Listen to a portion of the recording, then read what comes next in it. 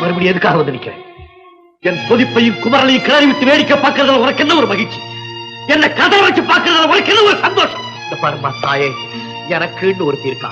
அவ கூட என்ன வாழ விடுன்னு ஒண்ணு கேட்கல, என்ன தனிமையா இருக்கவளு. இப்ப எனக்கு நிம்மதி தான் தேவை. நீ என் முன்னால வராம இருந்தாலும் அந்த நிம்மதி எனக்கு கிடைக்கும். தயவு செஞ்சு இனிமே இங்க வராதே.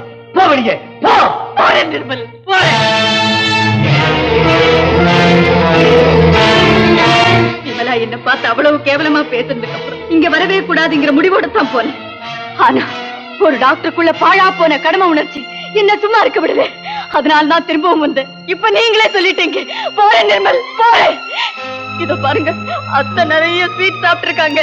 இந்த மருந்தையும் மாத்திரையும் 4 மணி நேரத்துக்கு ஒரு தடவை மறக்காம கொடுத்துருங்க.